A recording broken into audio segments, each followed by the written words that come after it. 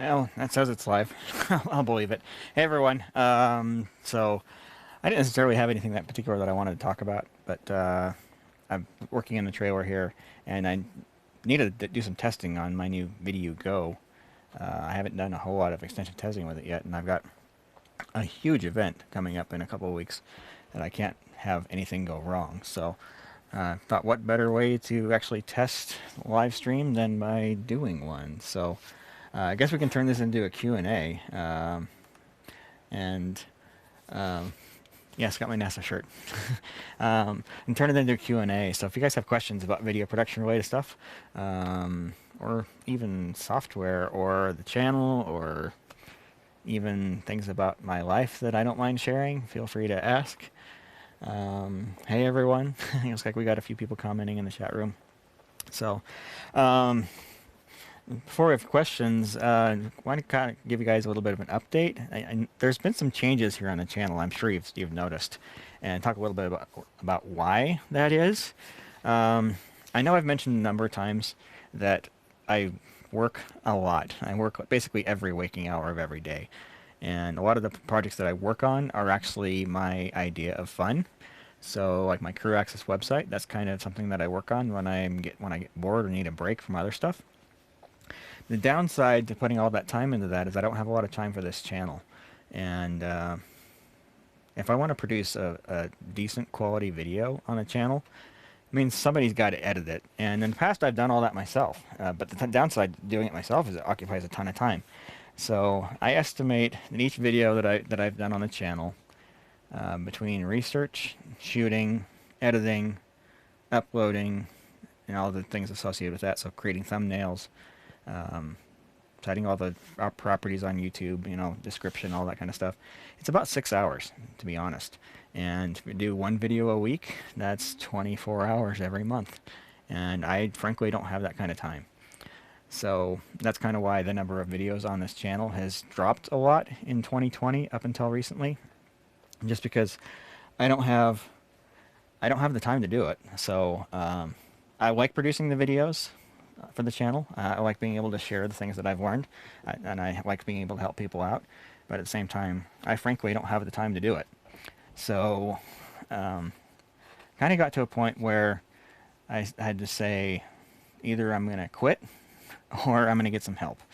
And that's kind of where Wit came in. Wit was her main job is as a filmmaker. She's very often out shooting movies, and with the whole nonsense we've got going on with COVID-19 right now, her workload is basically dried up to essentially nothing.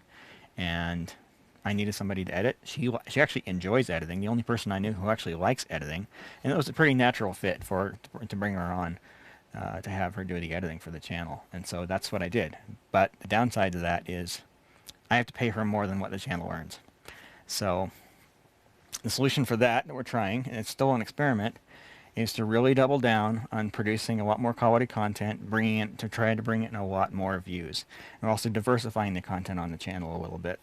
So in addition to the very technical stuff that I am more traditionally known for, we're doing more of the introductory things as well. We've noticed, well, at least I have, I can't speak for other people who do this kind of stuff, but I've noticed a pretty substantial increase in the number of people viewing the channel over the last couple of months, like more than double what it was. So we're getting closer to the channel actually being lucrative, at least for her. I'm still going to come out negative on the end on this, but it's actually going to be. I'm actually going to be able to pay her at some point, but we still need to increase the number of views on the channel. And so that's why we're producing more videos. That's why we're introducing new videos for people who are just getting involved in video production to start out with. So it's all an attempt to grow the channel in order for the channel to survive. Because honestly, if I don't have some help, I just don't have the time to make the videos any longer. So this is the attempt to save the channel and to actually improve the channel and make it better and produce content that's useful and actually the sort of thing that people are wanting to watch. So as part of that, anybody who views these channels, views these videos on this channel, we'd very much appreciate sharing, liking, subscribing. astonished at some of the statistics that come from the YouTube analytics. Like, one of the ones that surprised me most, 80% of the views on this channel are people who are not subscribed. That just kind of boggles my mind. I would have thought that would have been other way around. 80% of the viewers were subscribers, but I guess 80% of the people who watch videos here are not even subscribed to the channel, so they're not getting notifications of new videos. So that's something we're going to really be focusing on a little bit more, trying to get people who are coming to come back to view more stuff. We're also doing more of a social media campaign. So Wade was basically taking over my Instagram for DJP, and she's publishing content there regularly, particularly to get more people over to the YouTube channel, because honestly it's about the only source of revenue that can help sustain the channel as a whole. So anyway, but anything that you guys can do to help would be very much appreciated. So sharing, liking, subscribing, sharing with people, coworkers, with other people you know who are in the business, sharing on your own social media to let other people know this is out there, especially for some of the people who are just getting started, because we're going to be producing a lot of content. We've released 2 videos in the new series. If you haven't watched it, I'm about to spoil something here, but we did come up with a name. So the name for the series is called The Stream Team, and we published that in the video that was released on Thursday. So anyway, yeah. So we're really doubling down in order to try and make this thing work. So basically, anything you can do to help would be very much appreciated. So. Okay, so all right, so on the video that has a white frame around it, yes. Yeah, there's a reason for that. It's because I'm actually using some cool transition stuff, and there's a border, so let me actually reduce the border, so maybe I can make that go away. All right, so, okay, let's see, questions. Let's see, what's your opinion on the 8K Constellation, and when did you get one? I think it's pretty cool. The main reason I haven't gotten one is just the price. It's $10,000, and I don't have that kind of money laying around. I assume most people don't. If I was to get one, I would probably actually sell off my existing 2ME switcher and also one of my 40x40 smart video hubs, because it has 40 inputs on it already, so I wouldn't necessarily need to have the 2 smart hubs that I have, and it has 24 outputs, and those can be assign pretty much anything you want. So it could actually take the place of 2 pieces of equipment, but at the same time, yeah, that's a lot. That's a significant investment, and I will never have 40 video sources for anything that I produce. So kind of overkill. My 2ME has 20 inputs, and it's pretty rare that I use more than half of those. So yeah, so Constellation's cool, not right for me. I'm sure there's other people who would really be able to take advantage of it. I don't know anybody who's doing anything in 8K yet, so that's kind of, I think that's more future-proofing than trying to fill a need, but I think it's a cool product. So, okay, so Beat asking, do you input audio into the ATEM and then to the VDU? Yes. So all the audio that I do here, not just on the channel, but for my customers as well, all the audio goes through my Yamaha TF3 mixer, and the output of the TF3 mixer goes directly into, well, I can't say directly. It goes through a multi-band compressor, a Behringer multi-band compressor, splits the audio into 6 individual bands, and then compresses it. I can talk. And then that audio then gets sent to the ATEM. And then the output of the ATEM is then finally it goes to the VDU or recorder or whatever, projector, you name it. So yes. All right, Never Ends. Hey, how's it going? Okay. Brian asking what's my favorite mic for my videos. If you watch very many videos, you know that I jump around between different mics a lot. I don't know that I have a favorite. I've been using this guy recently because it's far less obtrusive, and as I turn my head and move around, it follows me, unlike the mic that I put on my desk. I don't think this one sounds as good, and it definitely doesn't reject noise as well as the one that I traditionally set up on the desk here. But it's when I can work in a quiet environment, this is probably a little bit better, just in terms of convenience. So, but the minute I turn on the air conditioner, or like earlier today it was raining here, if it was still raining, you would definitely be able to hear that on this mic. So it varies. Different mics for different purposes, and I try to change it up just so I don't know, just for variety's sake, really. All right. Paul commenting is how he feels about his channel. Yes, YouTuber burnout. It's a very real thing. So, okay, so BZYG7B. I don't know how you say that, but YouTube is recommending videos on the front page. So if you've watched the channel in the past, YouTube will recommend videos moving into the future as well. But if you want to be able to be notified of every video that I put out, the only way to do that is to subscribe and probably even turn on the bell icon. That way you really get a notification every time a video is published. So there's going to be a lot of videos coming. There will probably be at least 4 videos this week, to be honest. So really doubling down and producing content for the channel. So. All right, so David Martin Graff, what's your take on bridge cameras for 4K video such as Sony RX10 4 and Panasonic Lumix FZ2500? They are kind of a bridge. So I've considered getting one of the RX100s just because it should match visually very well with my other Sony cameras. But the problem with those is you lose a lot of control. You don't have the manual controls, at least the easy access to the manual controls that you would on a bigger camcorder. So while they can produce a nice quality image, you are giving up a few things. So the other thing is those are not necessarily made for doing live video. So certainly not going to get SDI outputs, so you're not going to have that robustness. And there could very well be a significant delay on the HDMI output on those because it's just not a priority. You know, camcorders, that is more of a priority, making sure that the video coming out the port on the back is close to live. And we're seeing a lot of complaints from people about delays with their cameras, and I suspect that those bridge cameras probably might have a significant delay as well. I haven't used any personally myself, but so yeah, I mean, if you just need to match the image of a professional camcorder, those could actually probably do a fairly good job of it. But you are sacrificing a few things in order to get that. So okay, let's see. More people saying hello. Awesome. Okay, yeah, the border's gone. Yeah, it's an issue with the super source. If I was to kill off the background behind the super source, you're actually watching me through a super source. That's how I can do transitions like this. So you're watching me through a super source, but the super source doesn't actually go full screen, at least not to the outer pixel. So there is going to be a little side effect of that. So anyway, okay, let's see. What do you think about TriCaster TC1 and NDI?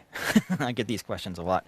Okay, so for the work I do, software-based switchers are probably not a good idea. Mostly because they have significantly longer latency than a hardware-based switcher like the Blackmagic ATEMs that I use. They can work just fine for like internet streaming, for broadcast, those kinds of things. But because they're based on software, the architecture is not set up in such a way that video can pass through the switcher very quickly. So there's always a longer delay on a software-based switcher like the TriCasters than there would be like on a hardware-based device. So for online streaming, probably not a big deal, not something you need to worry about. But if you're doing iMag, like I do fairly often, image magnification, where you're taking the video and putting up on projectors, that the delay from the camera, plus the delay from the switcher, plus the delay from the projector, it all adds up, and you get to the point where the video that people are watching is noticeably delayed, and people don't know how to handle that very well. They don't like it. So for my situation, I need to minimize latency as much as possible, and so I went with the hardware switcher. And plus, I think the hardware switchers are probably a little bit more reliable, just because you don't have layers of software. Like TriCaster is running a copy of Windows, so you got all the complexity of Windows underneath the software that's trying to do your video switching. So it serves its purpose. It can do a good job. There are some benefits. You have a lot more flexibility in terms of graphics and bringing in sources through other connections, like you mentioned, NDI, but there are some significant sacrifices that you have to make in order to get that. So for my workflow, hardware-based switchers make a lot more sense. In terms of NDI, NDI doesn't make any sense for me either, because I need to be able to run signals over fiber anyway, because my trailer is always far enough away from a venue that the only way to get signals in and out is over fiber. And fiber converters that I use from Blackmagic are less expensive than the NDI to SDI converters that are out there. So if I was to convert to NDI, it would cost me more money, and I'd have a signal that was delayed more and not as high a quality. So for my setup, NDI is not the right answer, but I understand where NDI can be valuable. It's really cool being able to plug in a PTZ camera with a single cable that gives you power, video, and your control all over a single cable. That's pretty awesome. There's some pretty cool things you're doing there. And there are a number of camcorders from major manufacturers that are starting to support NDI. But what do you do with it on the other end? If your switcher doesn't natively support it, then you're having to go through a pretty expensive converter in order to get it into your switcher, and then you probably would have been better off doing fiber anyway. Fiber is very future-proof. I don't know that NDI is. So it's yet to see. I mean, it's still growing, but when 4K becomes more of a thing, or eventually maybe we start talking about 8K, I don't know how well NDI is going to hold up in those particular situations, particularly if you're not running at least a 10 gig network. So anyway, yeah, we'll see. All right. Okay, so we got so many questions coming in, I have to scroll up. Okay, if I consider investing in Ross video switchers, I've looked at them. They make some cool stuff. Definitely higher end than what I'm using. At the same time, it's probably not in my budget, to be honest, at the level that I need. So, it's raining. Hopefully, you guys don't hear too much of that. But yeah, they make some cool stuff. I've seen Ross switchers in a number of venues that I've been to. So yeah, I know they're a quality product. Just probably not the right fit for me, mostly based on technical requirements and budget. So. Alrighty, see, other people say a lot of people commenting about watching like that. Awesome. Okay, what's the best system for a producer to talk to camera operators or broadcasters, etc.? An intercom. So that's what they're designed for. So most popular intercoms out there are from RTS and Clearcom, and the most popular ones are analog, and they work really well. Though they're probably not certainly not the most up to date. Those things have been around since the 70s. Audio quality's decent, not amazing. It does the job. The downside to those is they are analog, so having to run XLR cables to each camera operator, unless you invest in one of the wireless ones, and those get tremendously expensive. Some people are using two-way radios. I really don't like two-way radios for intercom when you're trying to do video production, especially in the technical director seat. I really hate having to press that push to talk button every time I have to talk to my camera operators. There's a company that I do some work with, and that's what they have. They have two-way radios, and boy, do I ever hate having to talk to my camera operators on that system. There are other solutions out there as well. So Eartech, I know, built some things. The downside to Eartech, it's based on DECT cordless phone technology. So it sounds like a cordless phone, has the range of a cordless phone. So not amazing. And the other problem with those is they're pretty quiet. So if you're working in a noisy environment, they probably won't work. I mean, if you're looking for something budget friendly, maybe pick up a used Clearcom system. Those are going to be fairly inexpensive because they've been around for forever. I actually sold one off on eBay a couple of years ago, and I think I didn't get more than about $300 or $400 for the whole system. So you can probably pick something up there. I use the Blackmagic fiber base for mine. The main advantage it has, it's like I'm already running fiber to the cameras anyway, so my intercom travels over those same cables. So I only have to run one cable to each camera, which has bidirectional video, has intercom tally all over one single fiber cable. And because it's fiber, I don't have distance limitations. No practical distance limitations. So there's a cost. Each one of the camera converters, the box of the camera is about $600, and then at the other end you have to have a studio converter, and for a studio converter that does 4 cameras is $2,000, I think, $2,000. So you're talking about several $1,000 investment for that one. and it sounds amazing. I mean, it is sending audio on SDI audio channels, so you're getting 48 kilohertz 24-bit audio. I mean, it's better than CD quality audio for your intercom, so it can sound absolutely amazing. The big downside to Blackmagic's is the audio inputs that are on their studio converter and talkback converter are atrocious. They are so bad. So if you go that way, figure out another way to get audio into them. So they have a digital AES input on the back. It can sound that can sound amazing, and that's what I use. And like everybody who's used my intercom's like, that's the best intercom I've ever heard. You know, because like audio is very clear. It's plenty loud. It works really really well. So I've got a video here on the channel about that. So if that's avenue you consider going down, maybe take a look at that. But if you're looking for a budget, probably pick up a used Quircom system. That's going to be the most budget friendly out there. All right, so how do you handle audio sync issues when sending sound from your mixer? I don't.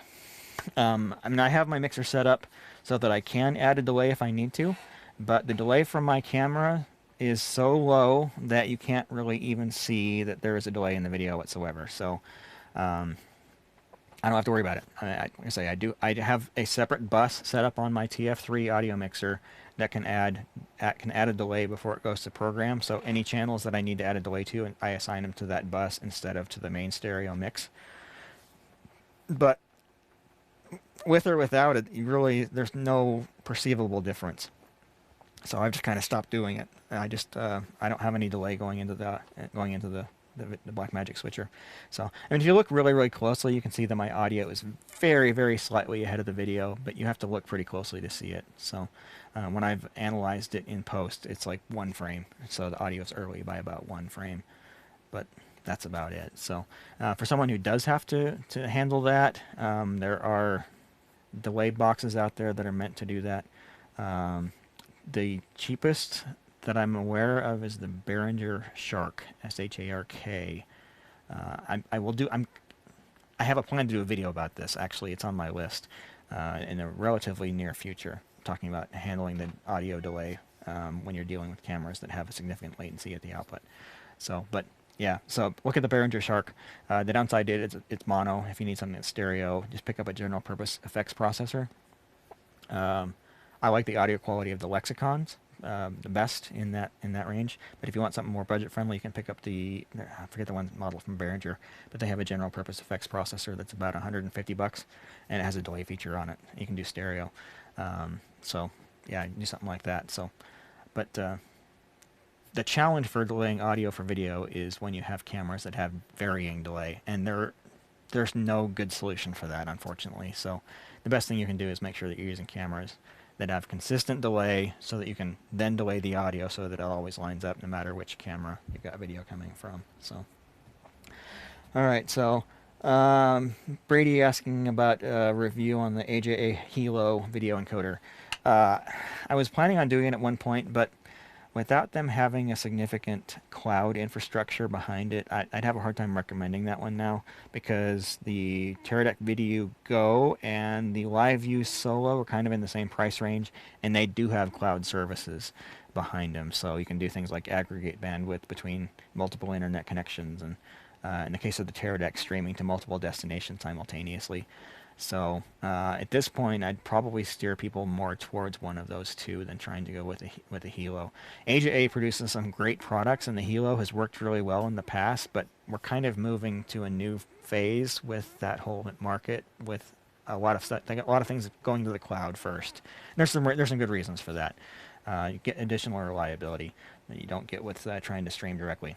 That said, this stream that we're doing right now is direct. I'm not going through a cloud service, but yeah. So I mean, you can certainly can make it work. The Hilo can work well for that. But I've actually taken that product off of my list of things to review, because I don't think it's quite as relevant now as it was maybe a couple of years ago.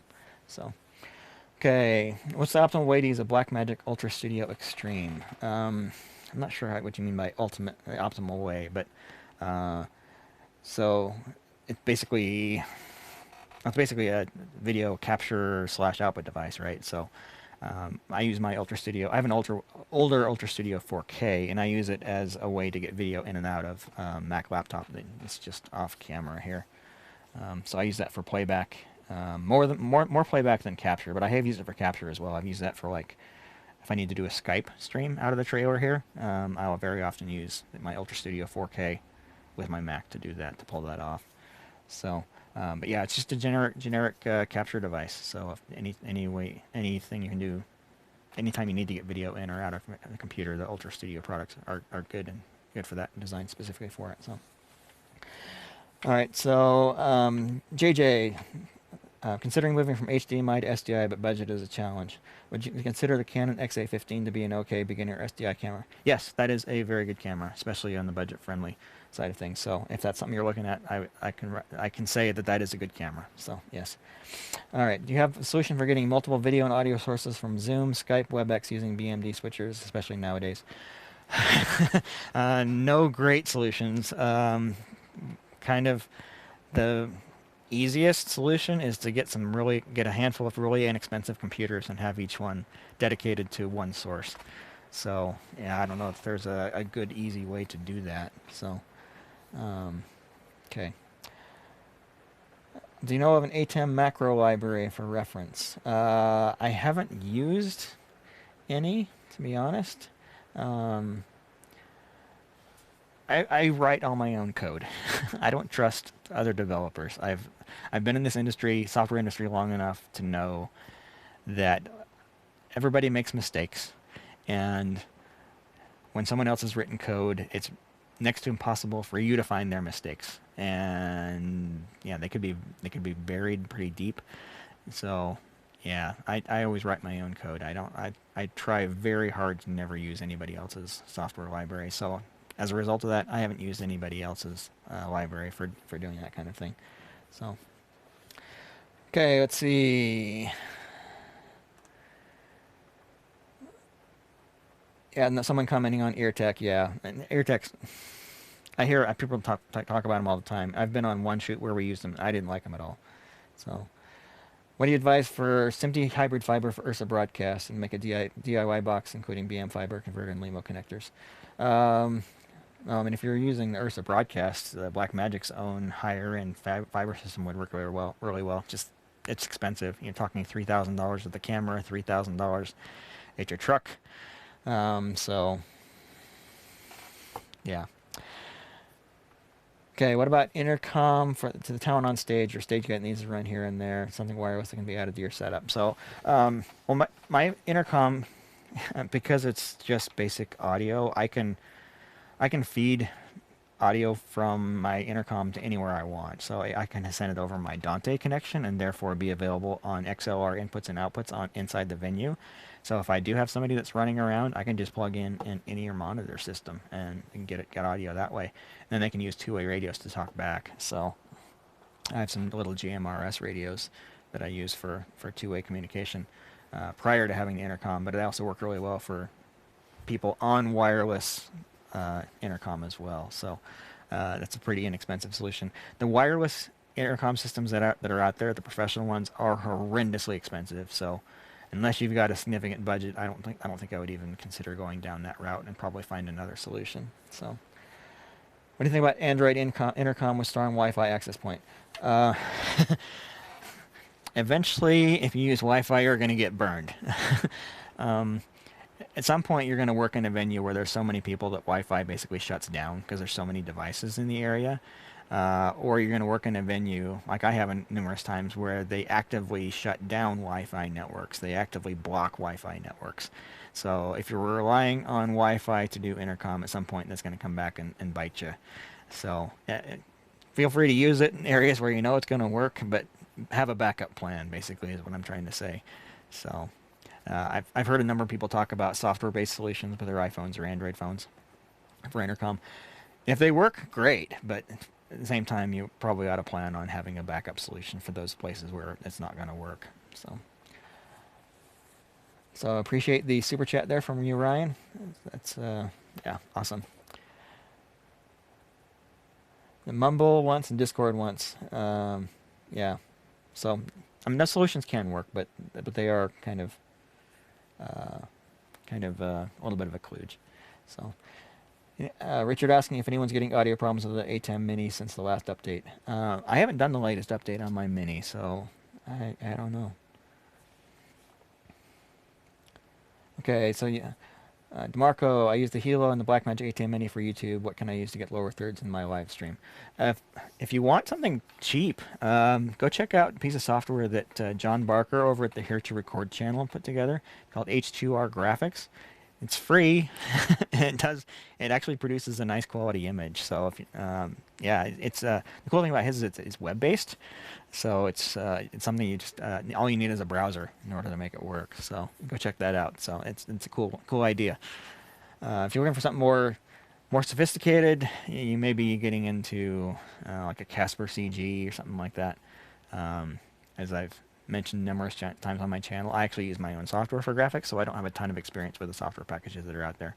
I believe vMix actually has a decent graphics solution, if I remember right, too. Maybe someone can chime in on that. So, Paolo asking if I'm familiar with CG. Yes, Casper CG. I have used it. I'm not an expert at it. I barely got it working a couple of times, and I only learned enough to get some really basic stuff happening. There are way more people that know way more about it than I do out there. So, let's see. What do you suggest for mobile internet connection for venues that don't have internet? Okay, that's kind of a tough question. A lot of venues, you're going to get poor connectivity in the building anyway. So it's tough to make a recommendation on something that I can say is going to be reliable. It's one of the main reasons that I have a trailer, and the trailer has its own internet connection, cellular internet connection, and pretty much every time we've done an event, we've been able to get fast enough internet out of the trailer if the venue is not up to par.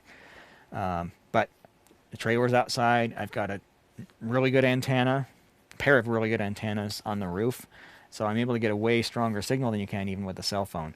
But if you have to go that way, definitely get something that's got some external antennas on it, because the bigger your antenna, the more reliable your signal is going to be. I use the MoFi network, I forget the exact model, but it's 4500 something. Company out of Canada. It's a little cellular router. It takes SIM cards from all the major carriers, and then it has dedicated antennas for both cellular and Wi-Fi. It's worked great. And the cool thing about that compared to a traditional hotspot or a cell phone, it actually will aggregate bandwidth from multiple channels on the carrier. So you hear cellular companies talking about like band 12 or band 4 or whatever. This particular router allows you to use two of those bands simultaneously to give you additional upstream and downstream bandwidth that you don't get with like a cell phone or a little hotspot router. So that's kind of where I would start with a MoFi. And if you can figure out a way to get it outside the venue, that's going to help an awful lot. So, yep. Okay. When you understand you're a Sony camera guy, what's your take on their low light performance? The Sony cameras that have the 1-inch sensor, like my Z150 and X70 and Z90, and some of their higher end PTZs, like the X1000, they do amazingly well in low light. You can crank up the gain on those things past 20 decibels and still get a usable image. We've even had times where we've had to crank it up to like 33 in a venue that's basically completely dark. Like, for example, the first time I remember we did it, we were shooting in a venue. There was a concert, and everybody got their cell phones out, and they were waving them in the air with their lights on. And we wanted to get a shot of the crowd, and we turned the camera around. The crowd was basically in complete darkness, and bumped the camera gain up to 33 decibels. That was noisy, but we were able to get an image out of it. So their cameras with a 1-inch sensor can be pretty amazing. I assume that's going to be true with the Panasonic 1-inch sensors as well. So, yeah, the bigger the sensor, the more light you can gather, and the less noisy the image is. So, if you're going with more of a consumer style camcorder with like a 1/3 inch sensor, they're going to be noisy no matter what. And the sensors are just too small. So. Okay, asking about the Z150 versus the Z190 versus the Z150. The Z190 does not have the large 1-inch sensor that the Z150 does.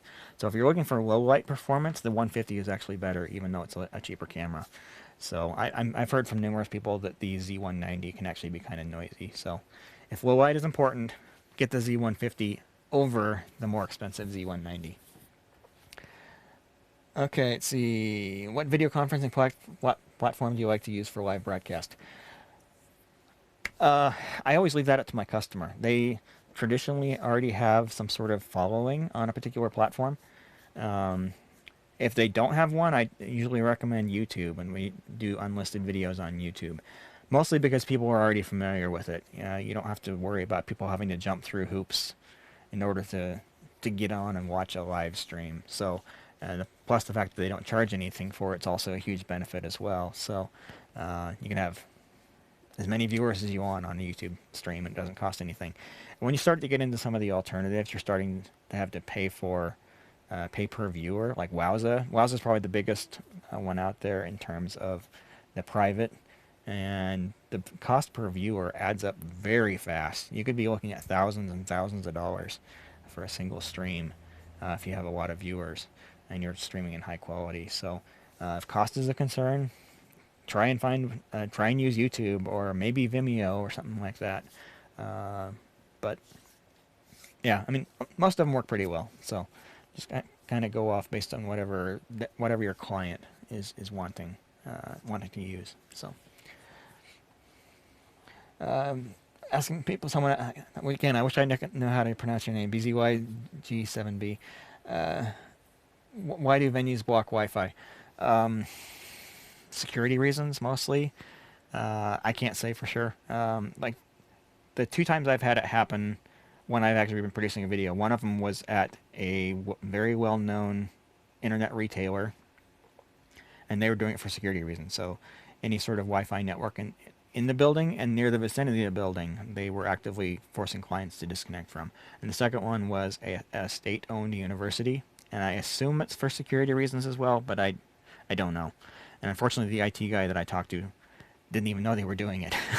But anyway, so yeah, it can be a real pain. And I've encountered it professionally in 2 scenarios, and I've personally in several others as well. So you'll encounter it sooner or later. So okay, let's see. How do you like X keys? I actually have liked them quite a bit. I just actually got a new one a few days ago, the 24 button one. I have videos coming out this week specifically about that. I just shot them earlier today. So they've worked really well. And my only real complaint with that whole solution is the Just Macro software that you use with them. Just Macros is tolerable at best. It's kind of buggy and unreliable. And the author is charging an absolute fortune for it. So I'm still using the free version. I've never actually paid for the pro version. I'm able to live within the limitations of it, but I always make sure that I have a backup plan whenever I'm using it, just because the software is not 100% reliable. I have had it crash several times during an event. So when I'm sitting here at the technical director desk, if I'm using that solution, I always make sure that I have a copy of the ATEM software control up on the touchscreen monitor on my left. So the minute that goes down, I can still switch on the touchscreen. But the X keys themselves have been great. I've got the 24, I've got an 80, and then I've got the 128 that's behind me. They've worked well. I guess one small issue with them: the backlights bleed really badly from one button to the next, so it's hard to tell which buttons are actually lit up. They've tried to address that, but all their attempts have not worked very well. But great team. I've actually talked to a couple of the guys over there at X Keys. Great guys, and I think it's a quality product. Maybe a little on the expensive side for what it is, but still a good product. So. Okay. How do you deal with the quirks of using Blackmagic gear all the time? I constantly have problems using their products, especially with their included software. I hear people say that. I don't have those same kinds of issues. The worst thing I have is an occasional glitch on one of the monitors here in the trailer, where it just blacks out temporarily for a minute. But other than that, I just don't have the same problems that a lot of other people do. In some cases, I think people are experiencing problems because the products are overheating.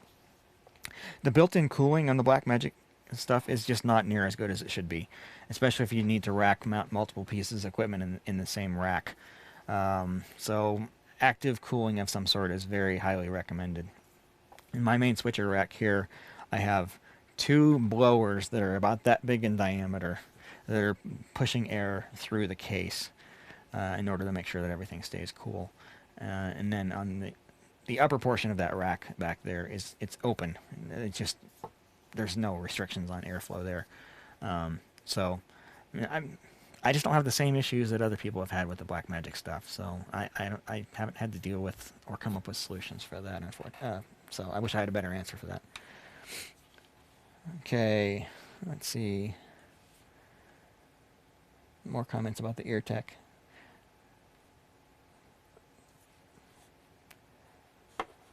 How do you manage cables, small pieces of gear, etc.? So cables, well, I don't deal with as many cables as most that are in this industry because I use a fiber trunk that has 24 strands in it. So I run one cable from the trailer to the venue, and that goes into a breakout box, and then only have to run one single fiber cable to each camera, and those are pretty thin cables. They're pretty small, like the size of a pencil lead. So they're not very they're easy to deal with. They're not very unwieldy at all. Even the 100-meter cables, the whole bundle is only that big around. So that's not been a problem. When I start talking about things like the XLR audio, or if I wanted to run SDI, I just make sure the cables are wrapped properly, so over, under, and then have Velcro ties on them so they don't come undone.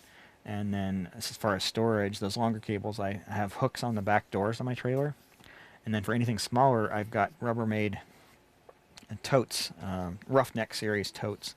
Those hold up really well, and they're pretty strong. And unfortunately, they're getting hard to find. Most retailers have stopped carrying them, but I've really liked those. They're just pliable enough that they don't crack when they get cold, unlike a lot of the other competitive products that are out there. But yeah, so loose stuff, I try to find cases for it, cases or bins or tubs or something like that. So loose stuff is just a pain to deal with.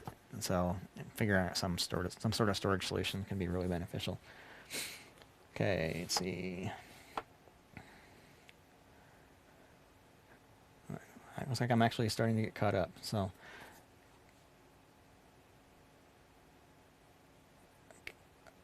do you have any experience using wireless bridges for streaming? I usually do sports, and oftentimes there's a fiber network in the building, but not in the booth.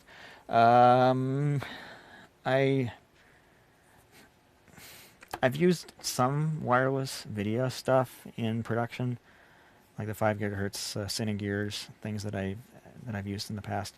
Those have worked okay, but that's just video. That's not anything for audio or intercom or control signals, any of that.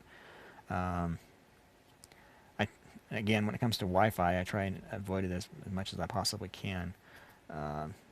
Wireless bridges can work, but if you're going to do that, I definitely recommend getting some directional antennas, so you can not only direct the signal to where it needs to go to, but also block out signals from elsewhere. That can go a long way. And also, you might look into the principle of polarization.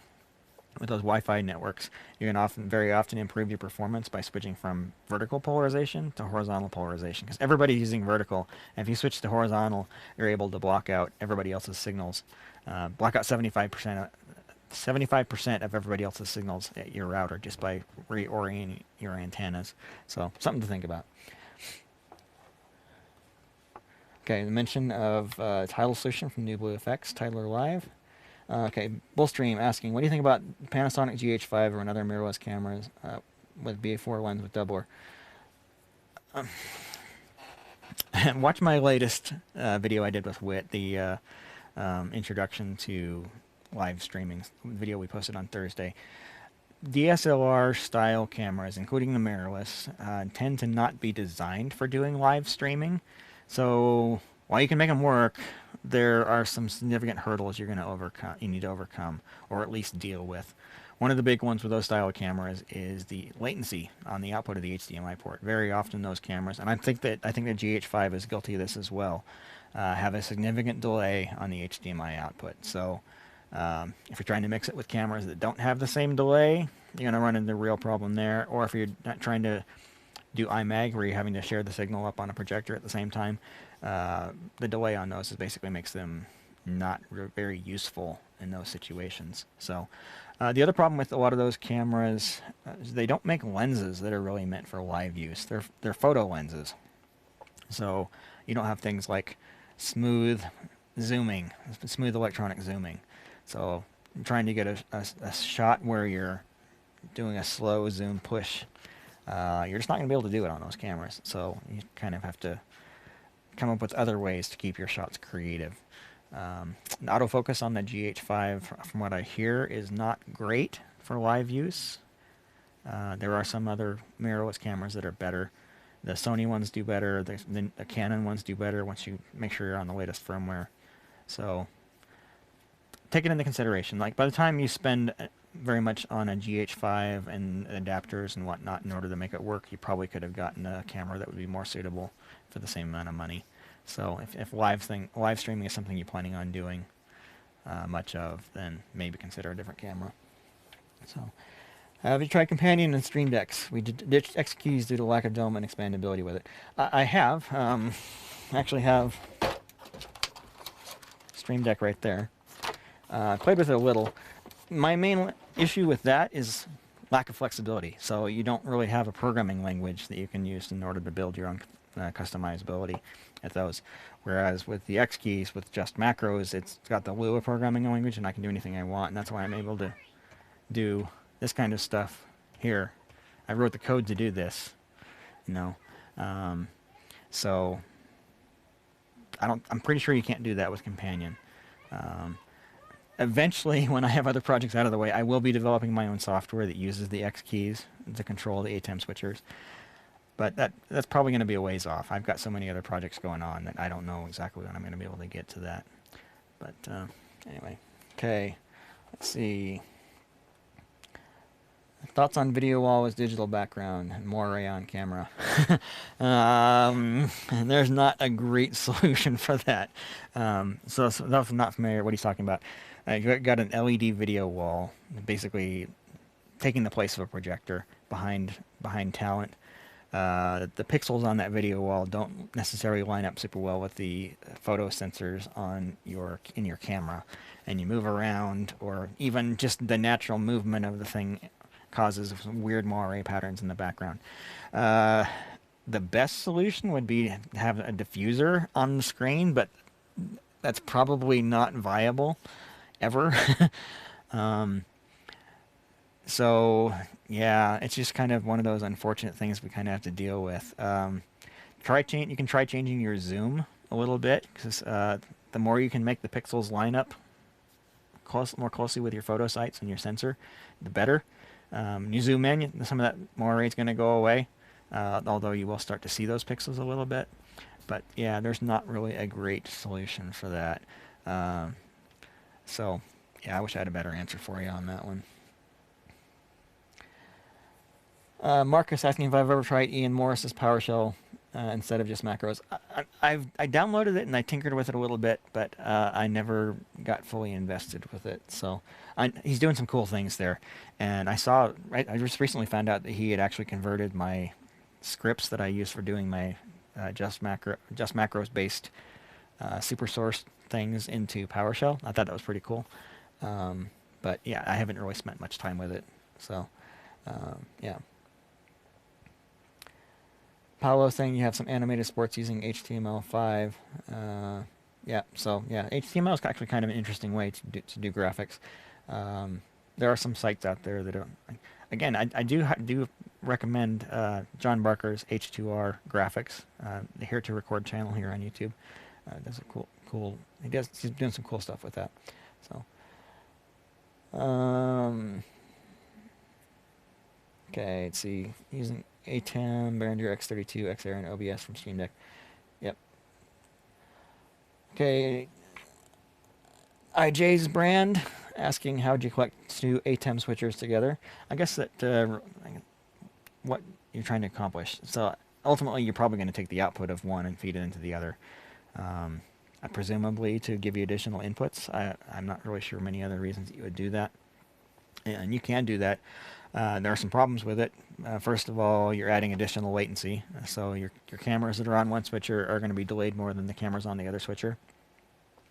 The other issue is controlling them both. You're not going to be able to control one from both switchers from a single piece of software easily. There's going to be some solutions that you can rig together, but there isn't going to be something that's purpose built for that. So it could always be, it's always going to be, sorry, excuse me, a little bit awkward. So Eddie saying the companion is built in Node.js and is open source. He built a few own modules to support random hardware. Yeah, I'm sure I could learn it. I just haven't taken the time. And well, I'm using a controller with 128 buttons, and then I'm supplementing it with another one that has 24. So that gives you an idea of how many buttons that I use in a typical production. And in order to do that with the Streamdeck, you're talking about an awful lot of money. Their largest one is what, 32, something like that. It's not very many buttons. So, yeah. So Jezza, hey, I'm 19 and I'm trying to make first steps working on this industry. You've already done a lot of volunteering. What's your advice for getting your first paid work as a fresh person working? Just keep at it. At some point, you'll have an opportunity come up to work professionally. If you're doing volunteering, if it's not a nonprofit that you're working for, there's a good chance that they might offer you a job. Also, another thing you can do is go on to Facebook groups that are out there. There's very often video production related Facebook groups that are local. And if you don't find anything like that, try some filmmaker groups that are local. You'll often find some overlap there as well. Filmmaker groups are a lot more common than people doing live video production. So go reach out to some Facebook groups and just say, hey, I'm available. I'm here. I'm camera operator or whatever else you want to do, and find somebody to hire you. So it's just a matter of time. Just be patient. It'll happen.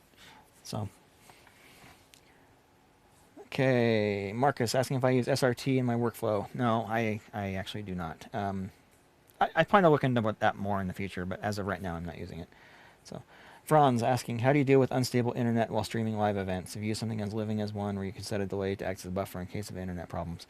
The best thing you can do for unreliable internet is additional layers of redundancy. So that's one of the reasons that I got the Teradek VDU Go and the VDU Pro before it. Those will allow you to pool the bandwidth between multiple connections. So if one's getting slow, you can use the other one. And these devices will actually let you do multiple. Like in the case of the VDU Go, you can do Ethernet, you can do Wi-Fi, and then you can plug 2 different cellular nodes into it as well. So that gives you 4 connections right there. And you can actually even stream through their app as well. So I think that there's ways of having that device use 6 or 7 internet connections simultaneously. I forget how you do that, but there's a lot of hardware out there that lets you do that. So a lot of people here on the channel like the LiveView Solo. It does that as well with up to 4 connections. But that's kind of the best thing you can do is like just pulling multiple connections together in order to get not just the additional bandwidth you need in order to get a good quality stream, but also some layers of redundancy. So if one connection is getting slow, you can use another one instead. The other advantage you get by going through those live streaming services, that they're set up to handle those varying conditions. And so, whereas some services like YouTube might kind of flake out a little bit on you when your bandwidth gets low, going through those services, it handles it much better.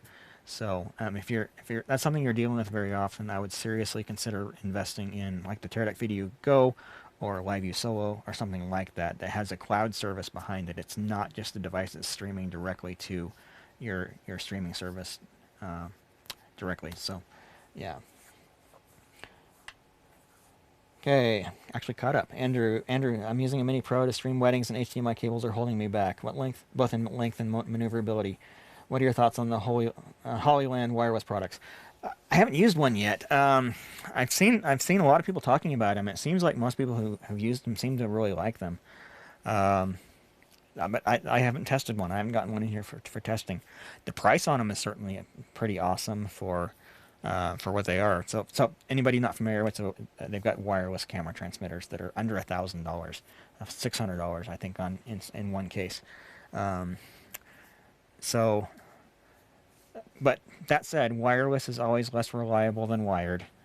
So if you're doing it just to extend range, seriously consider doing either one of the Cat5 based solutions or converting to SDI.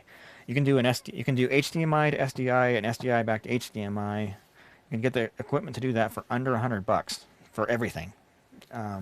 So like the Blackmagic mini microconverters, $40 a piece, and then convert to SDI. An SDI cable, you can use hardware store RG6 cable, so 500 feet for $80 or $90. So it can be very, very inexpensive, and you're getting a much more reliable connection than you would get over wireless. So yeah, if budget is a primary concern, look at going SDI. But if you actually need wireless, well, you need wireless. So again, I haven't tested those yet. At some point I'd like to get one in here for testing. I just haven't made that a priority yet. So anyway, hopefully it'll happen before too long. So.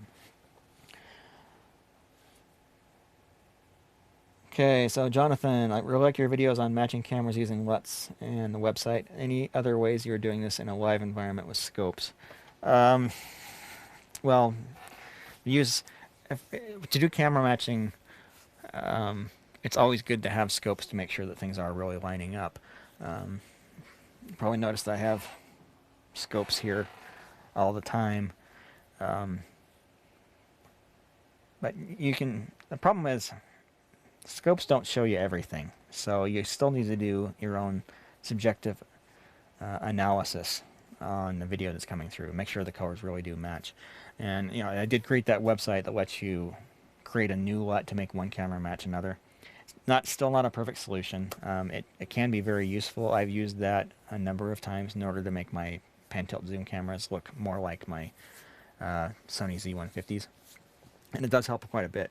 But again, it's not a perfect solution. In that particular case, if we get into really low light situations, the PTZs start to look pink. So, yeah. But yeah, scopes are an essential ingredient in doing color matching. The other thing you're going to need is a good monitor. So investing in a decent quality coloring monitor will go a long way. So yeah, and doing it automatically only gets you so far. You're still probably going to have to do some tweaking in the end. So yeah. All right, got Paola talking to a couple other people there. So, yeah. So, how's everybody holding up in terms of work in this industry? Things have gotten a little weird with COVID-19. So, it's kind of curious what's going on with everybody else. We've actually been okay. We've had, the overall volume of events may be a little bit down, but not near as much as I would have maybe anticipated. I think there's enough people out there that are needing to do live streaming to people who are working remotely or customers who are remote, wanting to participate from home or whatever, that we've actually been doing all right. And I'm just kind of curious if that's been the case with other people as well. So, hey Andrew, always good to see you. All right, Harness asking, what's your advice for starting up your own production company? Currently work as an operator for a large broadcaster in the UK, and I'm interested in starting my own live streaming company. I wouldn't do that until you've been able to establish a relationship with some customers. Acquiring new customers in this industry is tremendously difficult. Maybe more so than others. People who need video production services tend to stick with people that they've used in the past, unless they screw up. So, as long as a video company is still doing decent work, the chance of them hiring you is not very high. So, I would figure out ways to establish relationships and build a potential customer base first, before really trying to venture out and do your own company. Otherwise, you may find that you're starving for work and not getting what you need. The methods that I've tried to acquire new customers has just never worked. I've tried doing advertising campaigns online, and a few other things. Just the only thing that has worked is word of mouth. Like somebody asked, "Hey, do you know anybody who does live streaming?" "Oh yeah, go talk to Doug." And I've acquired pretty much all of my customers that way. So until people are familiar with what your quality of work it's going to be a little bit difficult to bring on your clientele. So, all right. So, yes, thanks for the super chats there, guys. Appreciate that. All right, say beat. Actually, busiest season in a while, having done numerous high school graduations in our area. Okay, good. All right, that's awesome. I had a marketing video shoot on last Friday, the first time since March 20th. Nothing else booked. All conferences canceled. Yeah, definitely all conferences are being canceled. But what I've experienced is that a lot of those companies still want to do something to reach out to their customers or employees or whatever. And so maybe just kind of do a little bit of probing and say, hey, can I help you still reach out? Let's do a live stream instead of having an in-person conference. So I was talking to one person online on Facebook a few weeks ago. They said that they were able to triple their business just by calling some customers and asking, hey, what can I do to help? So maybe reach out to people you've worked with and see if they got something for you. So. Woody Wright asking if I've used Sling Studio. I have, actually. I've used it on a... what was the nature of the company? It was a multi-level marketing company that I did some work for a handful of years ago. I was working with a very well-known advertising firm, actually. And they wanted to do live streaming at a conference that they were helping out with. And we used the Sling Studio to do it. And... it actually worked really well. We were very, very pleased with the results. The one big caveat with that is it's all Wi-Fi based, so make sure you're not going to be using it in a venue where Wi-Fi is going to be a problem, which can be venues where they block it or where you have a ton of people. Everybody's got those smartphones that are constantly transmitting signals in that same radio band, and it can cause a lot of interference. So it works great in situations where you don't have that many people. So it's a decent alternative to a more traditional video production setup. So, all right. Paolo, main reason aiming for the JVC, but the fact that it has lowest cost camera with built-in SDI. So yeah. So I've seen that camera. I've never used it. So Jezza, you said you were out of the industry for over a year. What was the kick that got you back into video production? Being overworked, honestly. So from 2007 till 2016, I worked on a project producing the software that basically runs Little Caesars restaurants. So if you go into Little Caesars restaurant today, 90% of the software that's in there now is stuff that I wrote. But because I was the primary developer that wrote 90% of the code, 89% of the code, I was seriously overworked. I was working 120-hour weeks, and I did that for basically those whole 9 years. And at the end, I was like, I got to do something different. And I knew that I was going to be burned out from software for a long time. And the thought was, well, what else do I know? What else am I good at? What else do I have the aptitude for? I was like, well, video. I used to do video a lot. So at that point, I said, you know what? Okay, until I can get back into doing software, mentally be able to handle writing software again, video was the natural answer to that. And so that was early 2016.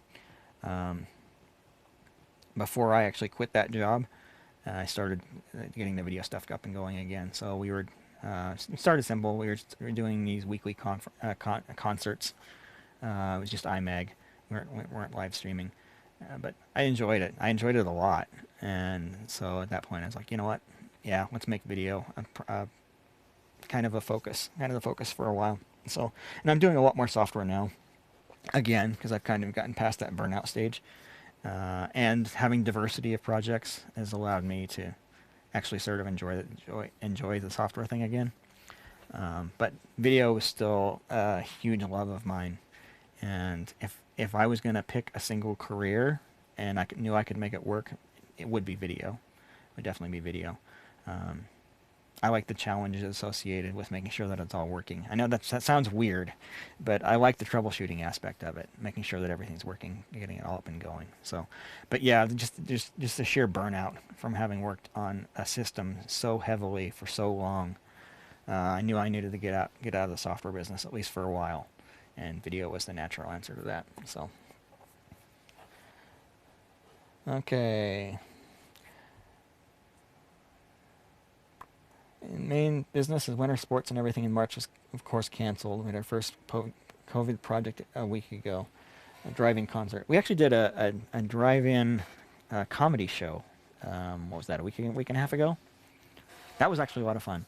But we're seeing more and more of that kind of thing. People doing the drive-in style stuff. You know, a bunch of cars pull in a parking lot, broadcast the audio over FM radio, and then use iMag. So, yeah.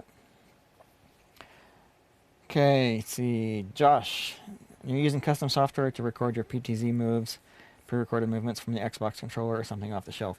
So that is custom software that I wrote, and I didn't initially have the ability to capture moves with it, but it does now and has had for a little while. So not only can you hit a button, say record, it also has the ability to just basically save the last move that you made, even if you didn't tell it to record ahead of time. So every time you make a move, it automatically starts recording in the background, and when you're done, you can hit a button and it'll save that move. So, you know, of course, the starting position and then all of the commands that are used in order to make the move. So, honestly, I don't use that functionality hardly ever. It seems that conditions are always constantly changing, and so the same camera move doesn't necessarily make a lot of sense over and over again. But it is there if I need it. So, yeah, I just haven't found many situations where it's very useful. So, wow, I think I'm actually officially caught up. That's, I was pretty behind there for a while. So, if you guys haven't really been paying attention, just started a new series here on the channel with Witty Film Girl, where we're going to be doing introductory type stuff. I mean, spoiler alert if you haven't already watched, but we came up with a name for the series. It's called the Stream Team, and we're going to be focusing on more introductory type topics for video production. And I've heard from several people who are actually a little bit experienced in the industry that are learning things from the series too. So even if you have been doing video production for a while, maybe there's something that's there for you as well. We've actually intended for the series to be a little more lighthearted and a little more approachable than the other videos I do here on the channel. For some reason, my personality gets very serious when I'm doing this kind of thing, and I don't know, maybe trying to be professional or something, but in real life, I'm actually much more lighthearted, and I think that's coming through on the other videos.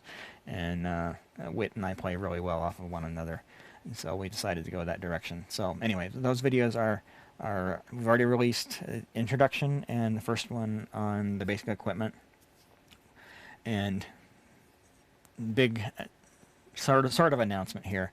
We'd initially said we were going to do one video a week. It's actually going to be two. At least we're going to try that for a little while and see how that goes. So she's gotten really passionate about it, and so far the response has been quite good.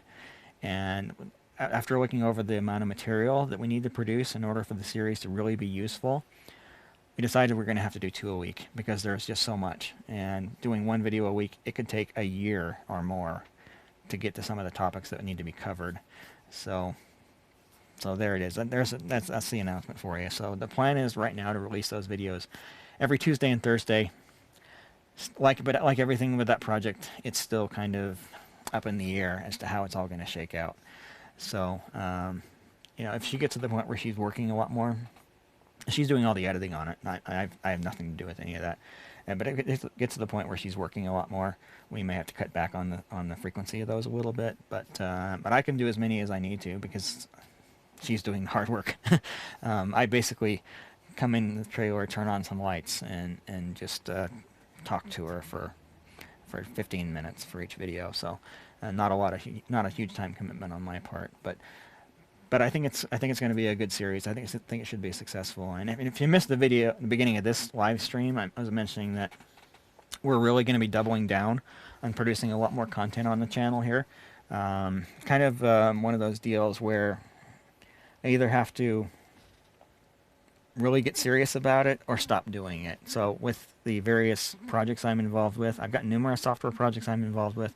I have a fair amount going on with video production as well.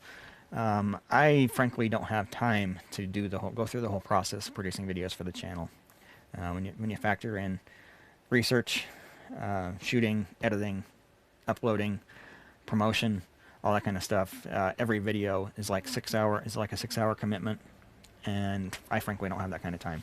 So Wit's taking over all of the editing on all the videos for the channel, which cuts my time commitment down to probably about a quarter of what it was.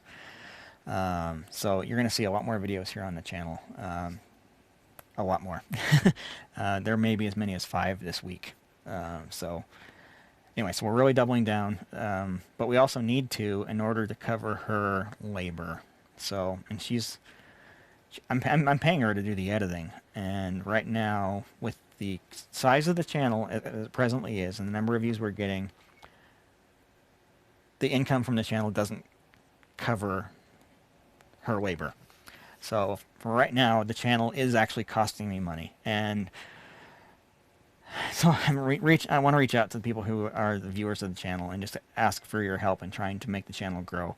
Not necessarily through financial contributions, though those are always very much appreciated, but more through trying to get the word out. So sharing the videos, reposting them on your social media, sharing them with coworkers, sharing them with other people that you work with, sharing them with anybody who'd be interested in this sort of content, particularly the new stuff that we're going to be doing, because that's going to appeal to a wider audience than the stuff that has traditionally been here on the channel.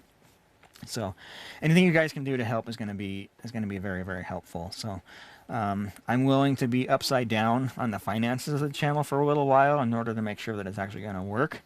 But at the same time, if after 3 or 4 months we're not seeing a turnaround where it's actually paying for itself, we may have to reevaluate things a little bit. But for the plan right now is to really double down and try and produce a lot more videos in order to bring in more viewers, to generate more views. So again, anything you guys can do to help with that is very much appreciated. And as mentioned, all the money coming in from the channel is going straight to her at the moment, so I'm not getting anything out of it. But I believe in what we're doing, so I'm willing to make that happen for a little while. So anyway, let's see if we have any other questions. So, you have any experience with instant replay systems, and what would you recommend on the cheap side? vMix is probably going to be your best bet on the cheap side. Data Video has a replay solution. Its big problem is that its buffer is only 12 seconds, so not long enough for a lot of different types of events that are out there. So let's see, Blackmagic HyperDeck with the HyperSlow app. I've not used the HyperSlow app. When I finally do get around to writing my own software for doing instant replay, I will be using HyperDecks.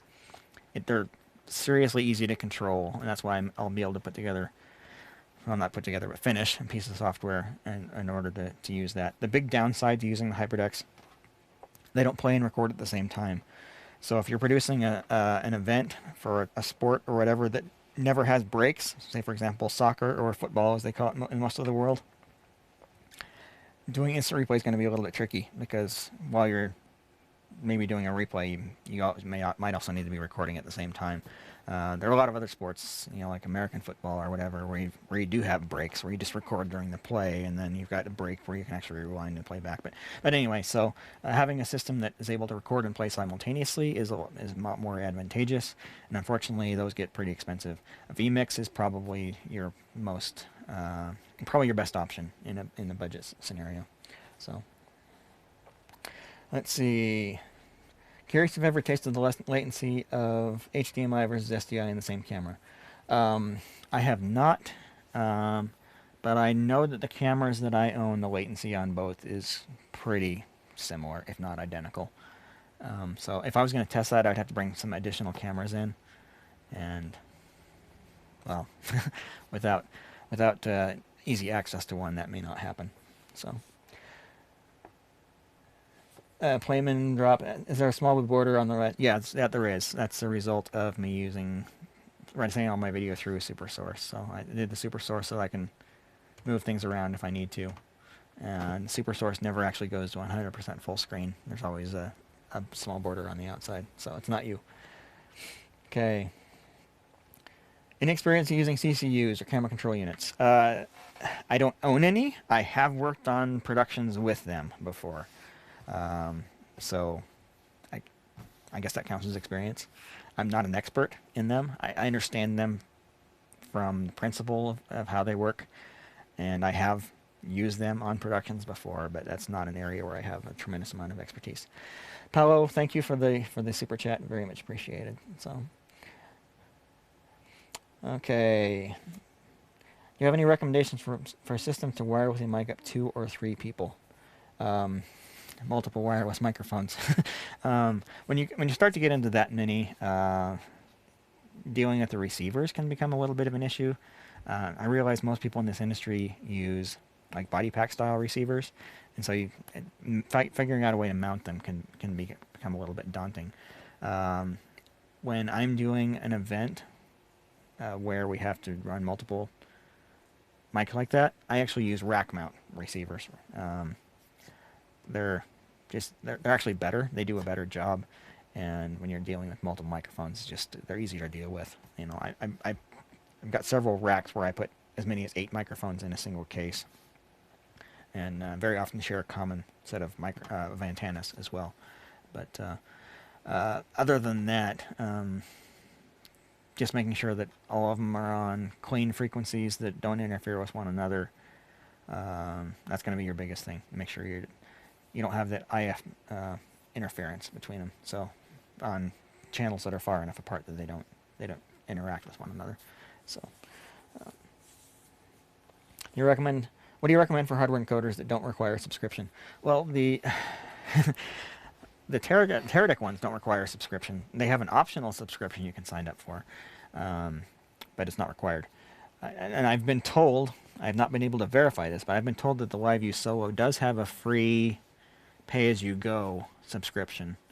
And I do know that you can use the LiveView in RTMP mode without a subscription. But if you're not going to be doing a subscription, the Teradek ones are going to be a little bit better because they do have integration for like Facebook and YouTube and some of these other ones built right in, so they're really easy to set up. So yeah, you don't have to go through their streaming services with those.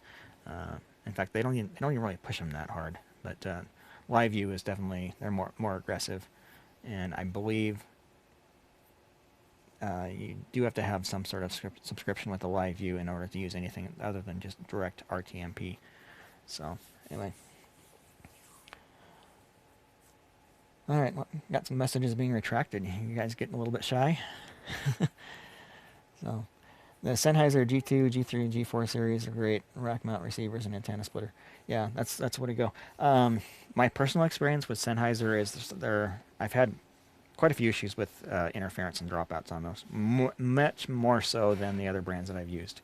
I've traditionally been very happy with my AKGs. However, they've not done a very good job about updating those for the radio frequencies that are actually available now. So in my area where I'm at, most of the frequencies in the 500 to 600 megahertz range are now taken by television. So my wireless microphones are kind of forced down into that like 470 to 500 range. And my AKGs don't work down there. Like they're limited. They stop at 500. So I just bought 2 new wireless systems in the last few weeks. I will be doing reviews of them here on the channel. But I got the Sony, the brand new UWP-D series from Sony, the ones that just barely started shipping within the last few months. So far, so good. They've worked great. I've been very happy with those. But I will be spending considerable more time using them before I actually publish a review. But as of this point in time, I could very highly recommend those Sonys. So yeah, and if you do buy them, buy the kit that has the lav and the XLR transmitter in one. That's the only way you can get the XLR transmitter. So it's good to have, so you can always plug it into not just a microphone, but into a mixer somewhere. I've got an event I'm going to be doing a week from now where that's what I'm going to do. Instead of running a cable from the mixer to my camera, I'm just going to pop that transmitter into the output of the mixer and go that way. So it's very convenient that it actually accepts both mic and line level signals. So I need a drink of water. My voice is really going. All right, when doing lower thirds on the ATEM1ME, is there a way to use black text without it being keyed out or transparent? If you're using a Luma key, black does become transparent. So you can try using a chroma key, or if you can prepare your graphics ahead of time, you can actually produce graphics that have transparency as part of the file. So a PNG or a Targa file, one of the two. Another cool thing about ATEM switchers is, and this doesn't seem to be very widely known, when you install the ATEM software, there is a plugin that comes with it for Photoshop, and allows you to export directly from Photoshop to the ATEM switcher, and that does preserve transparency information. So if you want to have somebody in Photoshop doing your graphics, they just with a couple of mouse clicks, you can export directly into the ATEM media pool. So that's another potential solution for you as well. So one other thing you can do, and it's not really black, but if you do a very dark gray on the text and the background behind it is still true black, you can tweak the settings on the Luma key in order to make it look like it's a true black. Like video, if you're talking about 8-bit video, everything that's 16 or lower, it renders as black. That value is higher in 10-bit video, but anything that's 16 or lower actually renders as black. So if you were to do your text as RGB value 16, 16, 16, it'll still look black, and you can make the black text that's behind it at 0, 0, 0 fully transparent. So little trick you can use. So Jezza, want to say thanks. Yeah, well, thanks for watching, guys. I mean, I wouldn't be doing this if I didn't have viewers. And it's kind of crazy that, I'm sure you guys don't necessarily pay attention to this, but the number of subscribers to the channel has skyrocketed in the last 2 months. We're going to be passing 9,000 probably today or tomorrow on the subscribers. It's pretty incredible. It's grown more in the last 2 months than it did the prior year combined. So I'm sure some of that's due to the release of the ATEM Mini, and some of that's also due to COVID-19 and more people having to do live streaming. But the combination of the two is basically meaning the channel is growing like crazy. So yeah, and that's part of the reason we're also doubling down right now between me and Whit, like really trying to make this channel grow. We think we've got we're in a good spot. We've got a decent number of subscribers to start with, and there's more demand for this sort of content. So yeah, really doubling down. We're gonna make this work. So all right, what are my thoughts on TriCasters? I actually talked about this earlier in this live stream.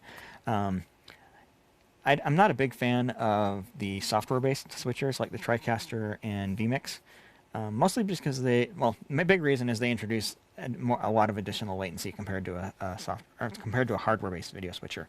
So what's going on internally with these things? Video comes in with SDI or HDMI or whatever.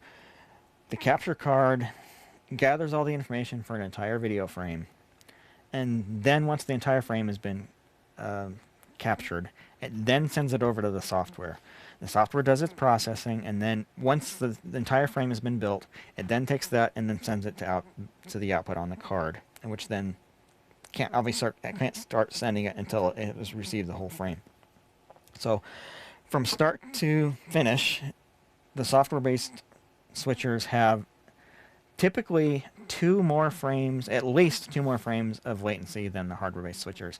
The hardware-based switchers are a lot more intelligent in the way that they work.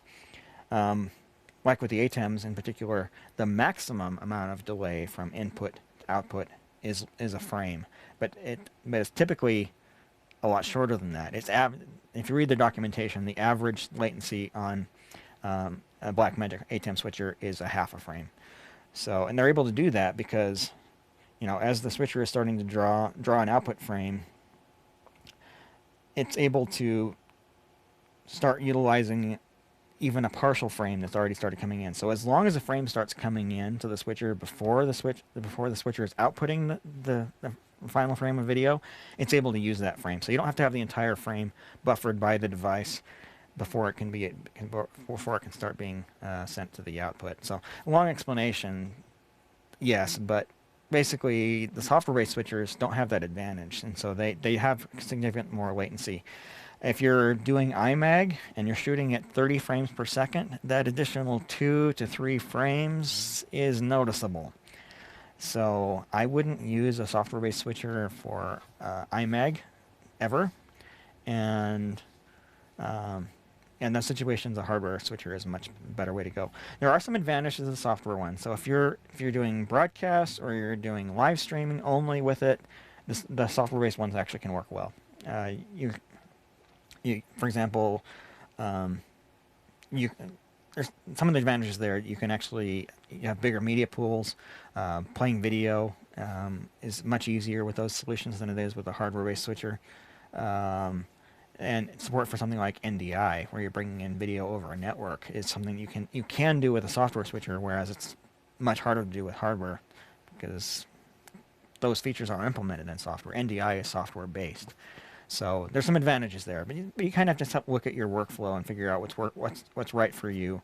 Where are you working? What's your situation? Are you having to do IMAG? Are you just live streaming? So you have to weigh a lot of things into that decision when you go to make a purchase on your switching hardware. So anyway, long answer, but if you're doing IMAG, I would probably steer clear of any software-based like a vMix or a TriCaster. So.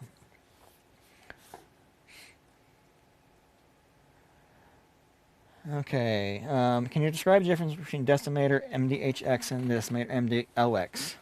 Okay, so the HX it has a scaler built into it. That's the big difference. So it's able to do video conversion. So if you have 1080p coming in on the input and you need 720p on the output, it can do that conversion. If you have 1080p at 30 frames per second, but you're switching in 1080p at 60 frames per second, it can do that conversion. The LX doesn't do any of that. So the LX only takes whatever video source is coming into it and convert it from SDI to HDMI or vice versa in the same format, same frame rate. So if you need to do conversion, the HX is the way to go. A slightly cheaper solution, if someone needs something that does something similar, is the up-down cross HD from Blackmagic. It's about roughly half the price of the MDHX. I prefer the MDHX. That's what I use primarily. Has more outputs. It can do direct pass-through for any of the signals, so pass-through without any additional latency. Has a user interface with a menu, so it's easy to navigate.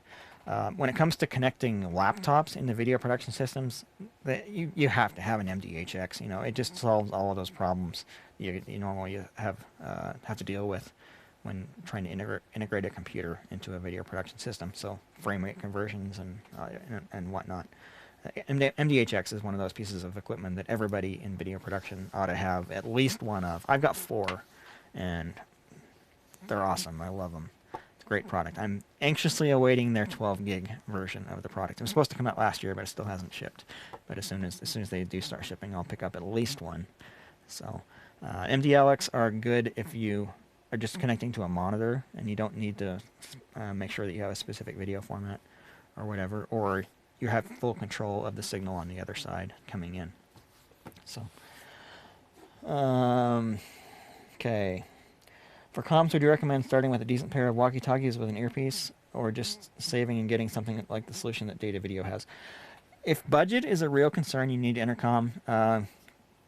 Go on to eBay and pick up a used Clearcom system. It's going to cost you less than a lot of other options that are out there, and it's going to work better. Walkie-talkies are problematic, partially because they're half duplex, so you can't have people talking back and forth at the same time. People always step on each other all the time.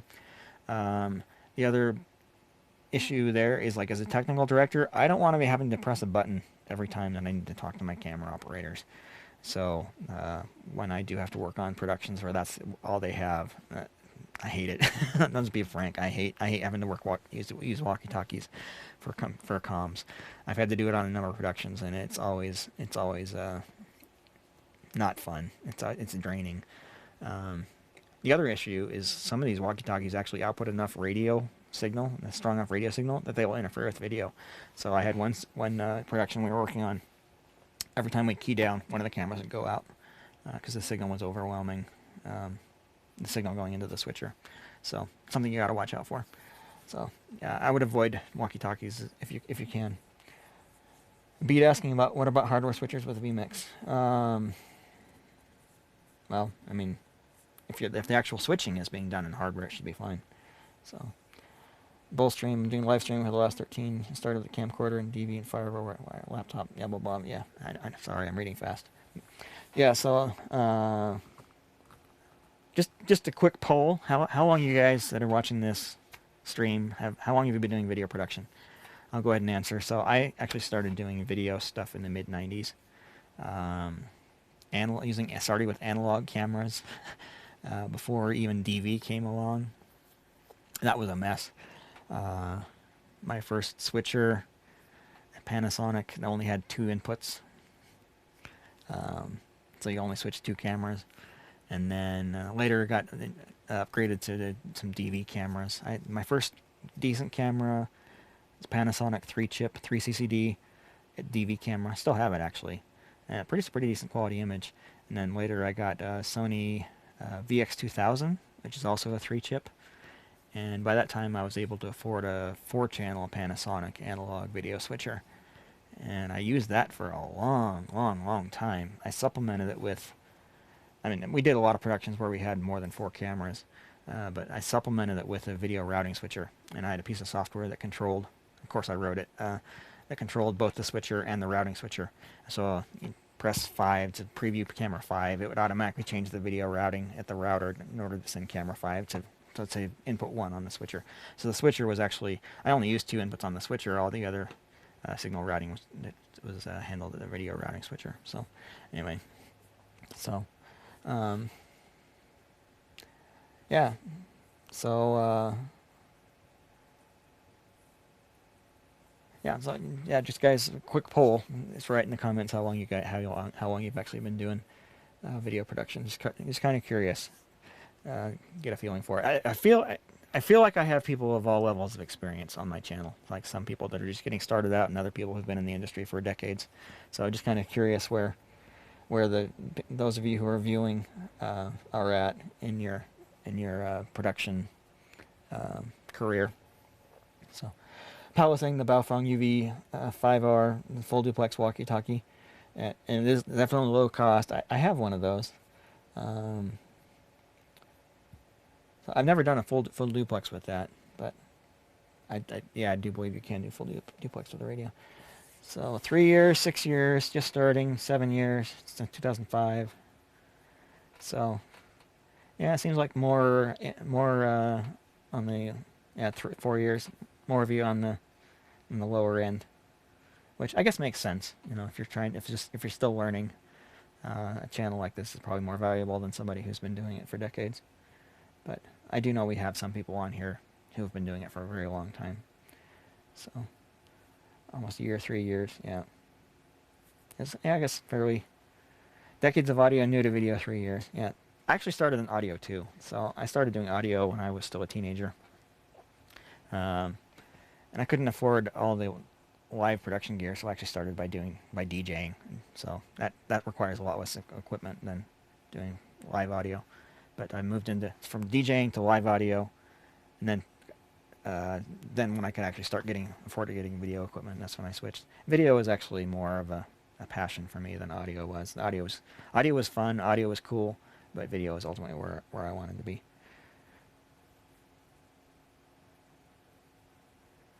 Okay, 16 years, in and out since 2008. 14 years as a side job.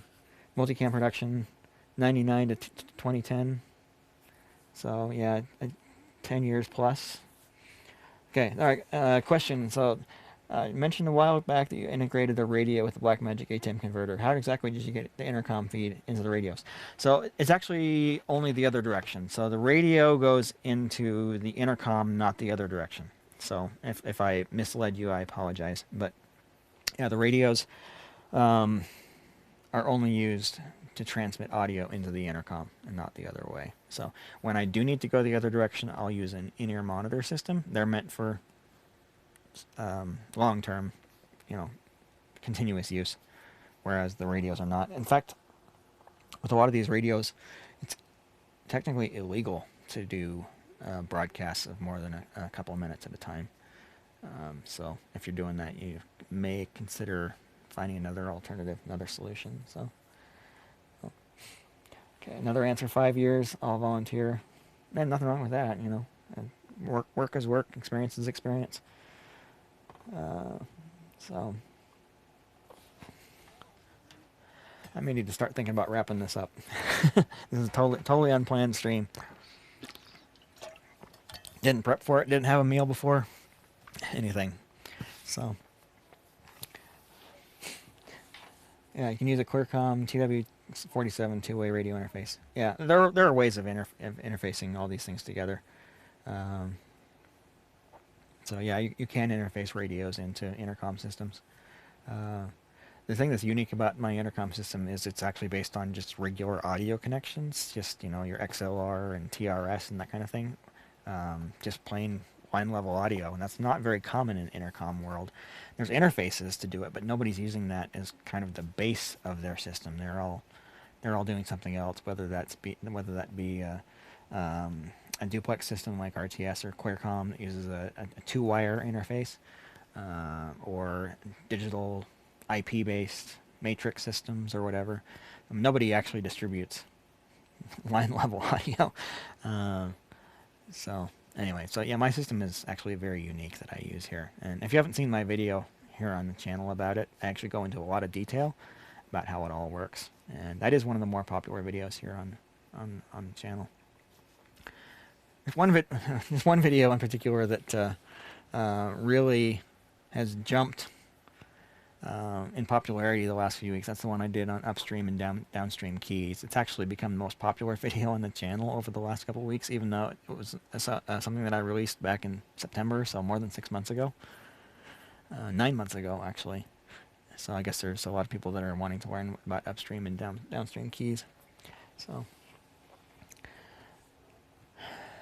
all right. So Paolo is saying the size of your market with only 15,000 people. Yeah, it's going to be hard to find a lot of work there. So, okay, Joe, what are some common problems that would cause audio delay on the broadcast? We work with a USB audio mixer connected to the computer, and ATEM being captured via SDI using Wirecast to stream. Okay, so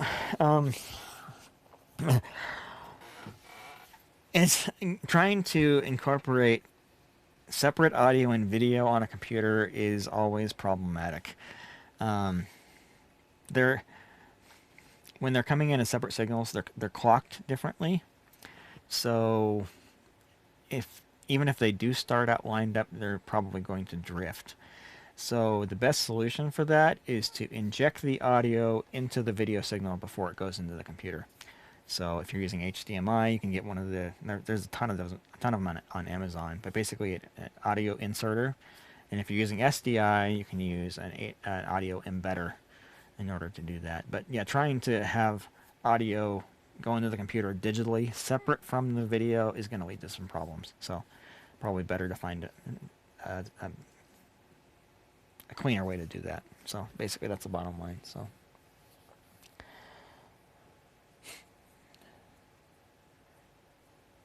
okay, Woody, thanks for sharing the info. Now Patreon, awesome. I love the Patreon supporters. And that, again, that for the next little while, that money's all going to go to WIT. That's not going to go to me. So, any other options to ingest live video from off-site? Well, there's a ton of them out there. Some of them, there are purpose-built solutions. I usually use Skype, so it's easy. Most people have experience with it. You're not having to deal with custom software they've never used before. You're not having to use dedicated hardware. The latency is actually quite low. Video quality is quite decent. So you just need a capture device in order to get video in and out. So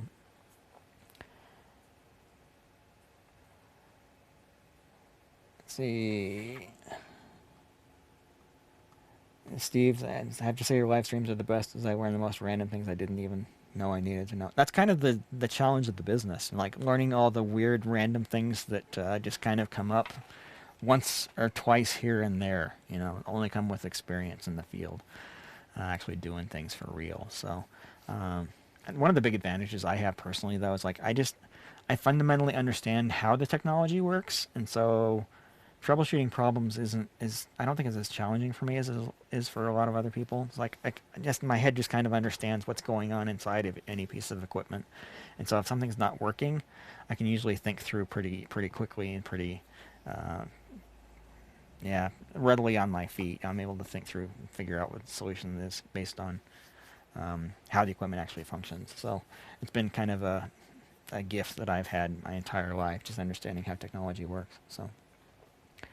Okay, Paolo saying actually used FM transmitter with regular wireless mics for intercom. It works, you know. Those systems are actually designed for full-time use, for continuous use, and so that's probably a better solution than trying to put together, I don't know, like an Eartech system or something like that. You'll probably have better results for it. So, Ryan, how do you recommend getting intercom audio from the ATEM camera converter out wirelessly? We're trying to figure out for a wireless camera. Well, the camera converter actually has a headphone output on it, and you can actually run that into a line level input on a device. I've done that a number of times. That's actually worked fairly well. So in my particular case, though, because I have my intercom audio available on my Dante network, I just map one of those channels to one of the XLR outputs on one of my breakout stage boxes, and then you plug into there. That makes it nice and easy. So, all right, Nodejs, howdy y'all from Texas. Howdy. I don't know if I've mentioned this, but I'm actually from Texas, from Houston. So I live in Utah now, but I came here to go to school. I'm actually from Houston, so I'm a fellow Texan. Okay, so which one, Teradek Video Go or OBS vMix software with PC? I would say if you're considering the Video Go, go that direction. You're going to end up with a easier to use and more reliable solution. Okay, Adam, best wireless comm system I've used besides the wireless QuirComs is the Unity Intercom. Runs off of Mac for the server and phones for the users. And as long as you've got good connectivity, something like that can work really well. But the problem is a lot of those use Wi-Fi, and at some point you're going to work in a venue where Wi-Fi just doesn't work. So, yeah. So, Joe asking, do you have a job position open? I've been working in video production in Sandy, Utah, which is just up the street from me. Looking for part-time, haha.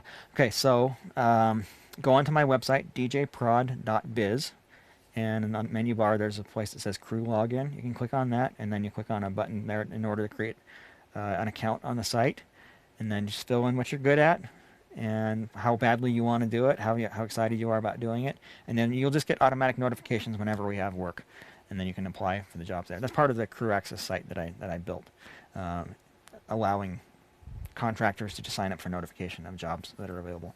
So you can put in your traveling limitations. So if you only want to travel 50 miles for a job, put that in there. Anyway, so anybody else who happens to be in Utah, you can sign up on my website. So djprod.biz, go to crew login, and then register for an account there.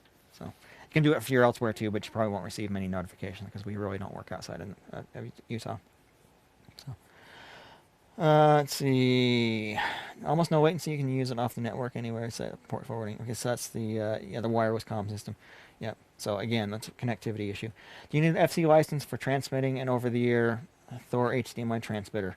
No. Most of those systems work in USF bands, and so they're legal to use without a license. So you can actually use cheap FM transmitters on AliExpress to create a wireless intercom system. Yeah, you can. The challenge with FM is it tends to be pretty well occupied. There aren't very many open frequencies. And what you want to watch out for IF interference as well. So if you got a station at like 101.1, another one at 101.5, even though that 101.3 seems like it's can be open, if you transmit on that, you're actually stepping on those other frequencies, and all three signals are going to interfere with one another. So got to be really careful with that. So yeah, Adam's saying if you used cell data in case your Wi-Fi to go out. Yeah, that's good. But again, some venues cell coverage isn't very good, so I would consider finding a backup solution for when you can't make that work, whether that be some two-way radios or something, just something else, another alternative if you find it you're working in a venue where Wi-Fi and cellular don't work. So Anyway. Okay, just another quick poll. Where is everybody from? See if there's any other Utahns or Texans here on the stream. I always love to hear where people are from internationally too. I love having an international audience for the channel. That's awesome to me. So, Beat, I don't know if you've mentioned this before. What's your opinion on cables from Monoprice? I use their network cables all the time, and they've worked just fine. Have I bought anything else from them? I have bought a handful of their fiber cables as well. I don't think I've ever used any coax of theirs. So, yeah, but the network cables that I bought from them have worked fine, and the fibers have as well. But I'm only using their fiber patch cables internally here in the trailer, so it's not in areas where people are going to be stepping on them or whatnot. But cables I've used work fine. So. All right, so we got Georgia, Minnesota, West Palm Beach, Reno, Azores, in Portugal. Nice. Bay Area, California. I actually work in the Bay Area reasonably often. One of the software companies that I'm working for is in Fremont. So, actually, technically Newark, but I fly out there. At least I did, with some regularity. So, UK, New England, Toronto, Australia, Atlanta, Slovenia. California, Jamaica, Bulgaria. Oh, this is awesome. Yeah, this is cool.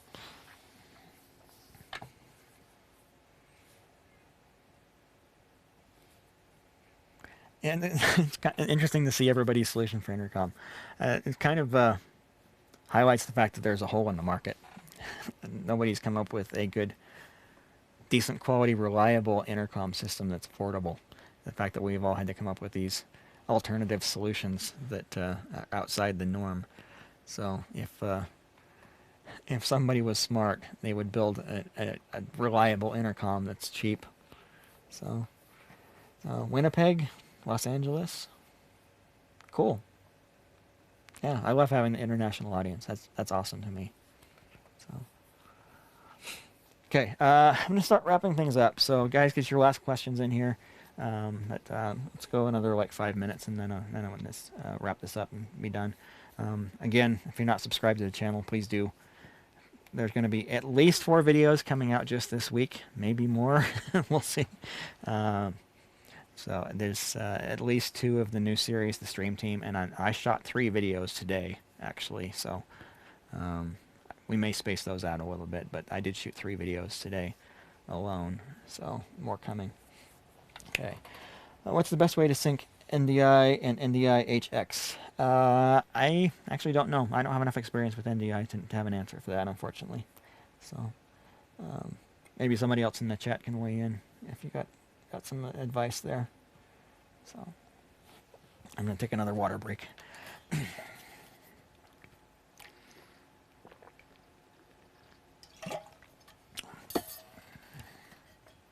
When is my next stream? These sort of streams I kind of do randomly. I don't necessarily have them planned ahead of time. But Whit and I will be doing a stream on Thursday. We'll be doing our first Q&A. That series is set up where we're going to be doing a Q&A every 4 episodes. Every 4th episode is going to be a Q&A. Hopefully, we're going to try and keep it to just the topics that we've talked about in the previous weeks with that series. We don't want to overwhelm viewers who are new to the industry with super technical questions. So while we'll be doing a live stream on Thursday, we're going to try and keep the questions focused around some of the basics, why you should or shouldn't use a DSLR camera, what are the challenges, like what pieces of equipment do you need in order to get a live stream up and going, those kinds of things. So yeah, I don't know when we're going to have the next live stream of this type. I just kind of do them when I know I have time. So I built a custom video case with an ATEM mini and monitor in it. Power port on one side and HDMI, Ethernet, USB and audio inputs. Cool. Awesome. Yep. Paolo, what camera and microphone are you using for this stream? So this camera is actually the Blackmagic Design Micro Studio camera. More about that in a second. And then the microphone is an AKG C111 LP with a, which system? I think I'm on the 470 wireless. Yeah, the 470 analog wireless system. But about the camera. The camera is basically permanently mounted here in the trailer because I haven't been able to use it at any of the venues that we've actually worked in. Its low light sensitivity is just not that good. Here in the trailer, I can put up as many lights as I want. I'm sitting under about 220 watts of LED watts of light at the moment. In order to get enough light for this camera. So even with the aperture open up all the way, I still have to have a ton of light in here in order for that camera to gather enough light for a usable signal. And even then, if you were to look at the individual pixels, the signal is fairly noisy. So it's not a camera I would necessarily recommend, but it works for this. It's definitely, in combination with the lens that I've got, it's definitely soft compared to my Sony's, without question. You could put the two side by side, and the Sony's absolutely blow away this camera in terms of the video quality. So, okay, I know you use Belden brand cables for SDI. How would you, however, would your generic RG6 work for 3G SDI? Yeah, as long as your distances are reasonable. So, RG6 is meant for signals up to 1.5 gigahertz, so not quite as high as 3 gig SDI. But as long as your signal, your cable length is reasonable, 150 feet or less, it should be fine. So as long as the cable is actually decent quality. So what HD-based HDMI matrix 2x 10 over 330 feet would you recommend? I haven't used any of those, to be honest. I use fiber when I need to go long distances, so I haven't really investigated alternative solutions. So. Shane, ENG lenses make me happy. Yeah. it's always better to use a tool designed for the job than to try and make something else work. So, yeah. Okay, Bullstream. The microphone model is AKG C111, so 111 L or LP. They're the same. They use both model numbers, but they're essentially the same thing. It's actually a pretty inexpensive microphone as far as this style goes. These are about $100. If you get one from Countryman, you're looking at $600. If you're getting a DPA, you're talking $800 or more. And the audio quality is, not quite as good, but it's not that far off. I've used these for a lot of events. We used 6 of them for that drive-in thing we did a week ago. So, what's the best way to explain the disadvantages of Wi-Fi for streaming to a client? Well, basically the Wi-Fi is subject to interference. So you get a room full of people that have smartphones.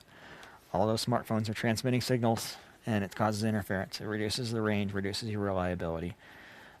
So if you got a bunch of people in the room, Wi-Fi is going to be unusable, most likely. So if you're dealing with a situation where you don't have that many people around, cables are always more reliable than wireless.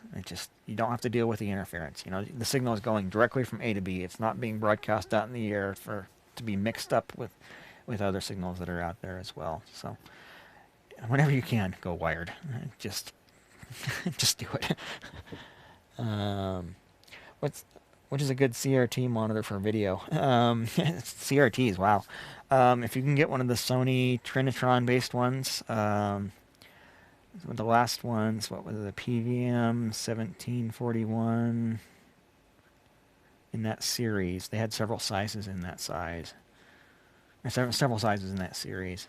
But those were the last best one, and the last good ones. They had I forget what they called it, but they had they had 2 separate models within the line. One that was kind of a lower resolution and the higher resolution one. I forget. It's been so many years.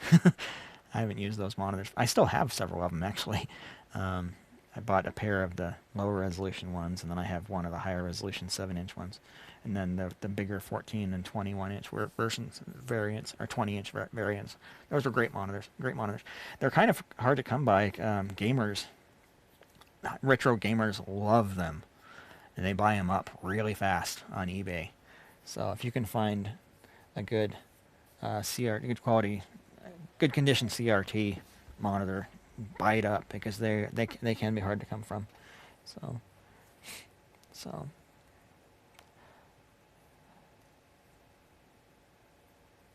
Oh, Paolo asking about the lighting. Yeah, the exposure varies a little bit with my setup here. I have to manually adjust the exposure on this Blackmagic camera. It doesn't remember its settings from when the time it's powered off till the time it's powered back on. So every time I use it, I have to set the exposure again. And it's a little hard to set. I do it on the computer behind me. So when I'm setting it, I'm facing the other direction. So I turn around, then I have to turn around to see the monitor, look at the scopes. So it does vary a little bit. One thing that's a little bit different with this stream, I'm using a significantly higher power LED over here on this side. So this side of my face is probably lit up considerably more than it normally is. My primary light source is just right up here. So it's part of the adjusting the trailer for the videos that I'm doing with WIT.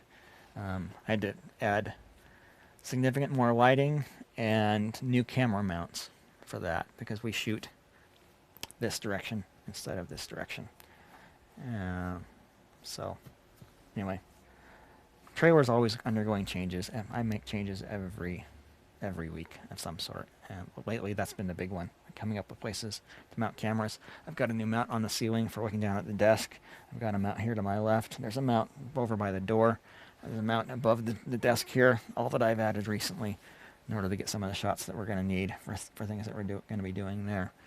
So, and then more lighting. I've added new light there, new light there, new light there, and we're not done yet. So, anyway. All right. Is it worth joining SMPTE? Maybe. I'm not a member. I don't know. It depends on your clients and if they expect you to have a membership in organizations like that. So, okay, guys. Well, I think I'm going to go ahead and wrap it up. So I appreciate everybody who's participated, the questions and supportive comments, and my gosh, the super chats brought in $20 today almost. That's pretty cool. Very much appreciated. So again, if you haven't subscribed, please do. The more videos that are watched on the channel, the better. You know, I mentioned a couple times in the stream that basically all the money for the channel is now going to WIT in order, because she doesn't have any other work right now because film has basically been shut down. So I've been essentially her only source of income for a while. So anything you guys can do to help grow the channel, not just for me, but for her, that would be very much appreciated. So again, subscriptions, watching the videos, Patreon support is always very much appreciated. Purchasing products through the Amazon links that we have here, even if you're not buying the product that's linked directly, anything you buy in that session actually contributes back to the channel. Signing up for crew access is another good way to help contribute as well. So all that's very much appreciated. So anyway, I think that's going to be it for now. So again, thanks everyone for watching, and lots of videos coming soon. So stay tuned. We'll talk to you later.